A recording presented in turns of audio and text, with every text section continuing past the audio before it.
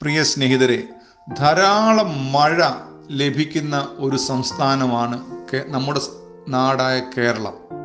ഇന്ത്യയുടെ പല ഭാഗത്തും ധാരാളം മഴ ലഭിക്കുന്നുണ്ട്. ഏറ്റവും കൂടുതൽ ഒരു വർഷത്തിൽ മഴ ലഭിക്കുന്നത് ചിറാപുഞ്ചി എന്ന് പറയുന്ന സ്ഥലത്താണ്. നാം സ്കൂളുകളിൽ വെച്ച് പഠിച്ചിട്ടുണ്ട്. അവിടെ മിക്കപ്പോഴും മഴയാണ്. അവിടെ മിക്കപ്പോഴും നനഞ്ഞ് കുതിർന്ന അനുഭവമാണ്. നമ്മുടെ നാട്ടിൽ എന്നാൽ മഴ കുറഞ്ഞു വരുന്നു എന്നൊക്കെ പറയുന്നവർ, എന്നാൽ കാലവർഷം വരുമ്പോൾ ധാരാളം മഴ, നമുക്ക് വേണ്ടതിലും അധികം മഴ. ഇനി കൊയ്യേണ്ട സമയത്ത് കൊയ്യുവാൻ തയ്യാറെടുക്കുമ്പോൾ കൊയ്യുന്നതിന് മുൻപായി മഴ തുടങ്ങിയാൽ നമ്മുടെ കൊയ്ത്ത് കൃഷിയൊക്കെ നഷ്ടപ്പെട്ടു പോകും. അങ്ങനെ വളരെ കൃഷിനാശം വരുത്തുവാൻ മഴയ്ക്ക് കഴിയും. അപ്പോൾ തന്നെ കൃഷി ചെയ്യുവാനും മഴ ആവശ്യമാണ്.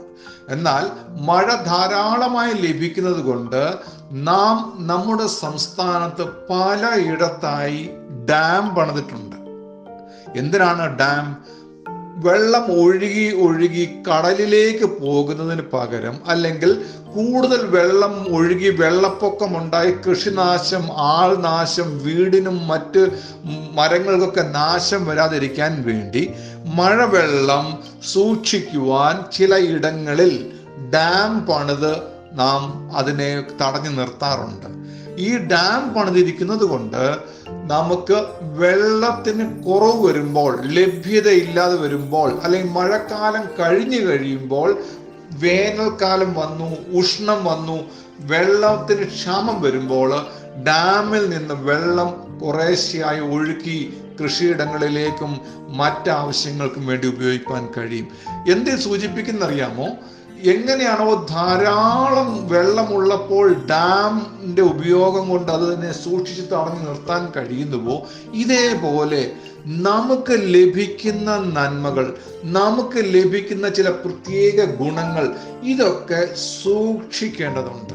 ഒഴുക്കിക്കളയരുത്, നഷ്ടപ്പെടുത്തി കളയരുത്. ഒരു ഡാമിൽ എങ്ങനെ വെള്ളം നിലനിർത്തിയാൽ, സൂക്ഷിച്ച് നിർത്തിയാൽ, ആവശ്യമുള്ളപ്പോൾ അല്ലെങ്കിൽ വെള്ളം കുറവുള്ളപ്പോൾ ഡാമിൽ നിന്ന് വെള്ളം അയച്ചു കൊടുക്കാനും ആ വെള്ളത്തിന് ഉപയോഗം നടക്കും എന്നുള്ളതുപോലെ, നമുക്ക് നന്മ ലഭിക്കുമ്പോൾ, നമുക്ക് പണം ലഭിക്കുമ്പോൾ, നമുക്ക് ആരോഗ്യമുള്ളപ്പോൾ, നമുക്ക് സന്തോഷമുള്ളപ്പോൾ സൂക്ഷിക്കേണ്ടതാണ് ഈ ലഭിക്കുന്നതൊക്കെ എന്നറിഞ്ഞ്.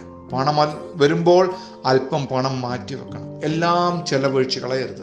സന്തോഷം നമുക്ക് വരുമ്പോൾ മറ്റുള്ളവരിലേക്ക് സന്തോഷം കൊടുക്കാൻ തക്ക പാകം നമ്മുടെ ഉള്ളിൽ ഉണ്ടായിരിക്കണം. ഇനി സമാധാനം ധാരാളമായി ഉള്ളപ്പോൾ മറ്റുള്ളവർ കൊടുക്കുവാൻ തക്കവണ്ണം നമുക്ക് സാധിക്കണം. സമാധാനമില്ലാത്ത, സന്തോഷമില്ലാത്ത അവസ്ഥകൾ പലരുടെയും ജീവിതത്തിൽ കടന്നു വരുന്നു. അപ്പോഴൊക്കെ സമാധാനം നമ്മുടെ ഉള്ളിലുണ്ടെങ്കിൽ അത് മറ്റുള്ളവർക്ക് കൊടുക്കണം. സന്തോഷം നമ്മുടെ ഉള്ളിലുണ്ടെങ്കിൽ അത് ഇല്ലാത്തവർക്ക് കൊടുക്കണം. ദൈവം ഇങ്ങനെ വേദപുസ്തകത്തിൽ എഴുതിയിട്ടുണ്ട്: ലോകം തരുന്ന സമാധാനമല്ല, അതിലും പ്രത്യേകതയുള്ള, വിശേഷതയുള്ള ദൈവിക സമാധാനം ഞാൻ നിങ്ങൾക്ക് തരുന്നു എന്ന് പറയുന്നു. അങ്ങനെ ലോകത്തിൽ നമുക്ക് പ്രാപിപ്പാൻ കഴിയുന്ന സന്തോഷം കൊണ്ടും സമാധാനം കൊണ്ടും നമുക്ക് കുറച്ചൊക്കെ മറ്റുള്ളവരെ, സമാധാനം ഇല്ലാത്തവർക്ക് കൊടുക്കാനും സന്തോഷമില്ലാത്തവർക്ക് കൊടുക്കാൻ കഴിയും എന്നതുപോലെ ദൈവികമായ സമാധാനവും ദൈവികമായ സന്തോഷവും നമുക്ക് പ്രാപിക്കുവാൻ കഴിഞ്ഞാൽ നമ്മൾ ഇന്ന് കൊടുക്കാൻ കഴിയുന്നതിലും കൂടുതൽ വിശേഷതയുള്ള സന്തോഷവും സമാധാനവും അനേകർക്ക് പകർന്നു കൊടുക്കാൻ കഴിയും. അതുകൊണ്ടാണ് വേദപുസ്തകത്തിൽ, ബൈബിളിൽ ഒരു വാക്യമുണ്ട്: എപ്പോഴും സന്തോഷിപ്പിൻ, ഇടവിടാതെ ദൈവത്തോട് പ്രാർത്ഥിച്ച് പ്രാപിക്കുവീൻ, സന്തോഷിപ്പീൻ എന്ന് ഞാൻ പിന്നെയും പറയുന്നു എന്ന് ബൈബിളിൽ എഴുതി വെച്ചിട്ടുണ്ട്. കാരണം ദൈവം സ്നേഹത്തോടെ തരുവാൻ ആഗ്രഹിക്കുന്നു ദൈവിക സന്തോഷം. ദൈവ സ്നേഹത്തോടെ തരാൻ ആഗ്രഹിക്കുന്നു ദൈവിക സമാധാനം. അതുകൊണ്ട് ലോകത്തിൻ്റെ പ്രതികൂലങ്ങൾ കണ്ടിട്ട് ഭയപ്പെട്ടു പോവുകയല്ല, ഭ്രമിച്ചു നിൽക്കുകയല്ല, മുൻപോട്ട് ഗമിക്കുവാൻ വേണ്ട ആരോഗ്യവും ഊർജവും സൗഖ്യവും ഒക്കെ തരുവാൻ ദൈവം മതിയായവനാണ്. അതുകൊണ്ട് ദൈവം നമ്മളെ വിളിക്കുകയാണ്. ദൈവത്തിൻ്റെ അടുക്കലേക്ക് വരാമോ? ദൈവത്തിൽ നിന്ന് പ്രാപിക്കുവാൻ മനസ്സുണ്ടോ?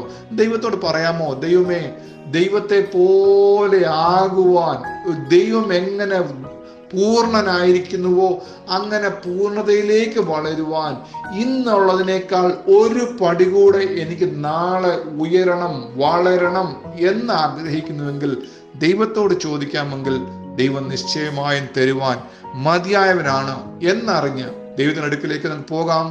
ദൈവം നമ്മെ സഹായിക്കട്ടെ.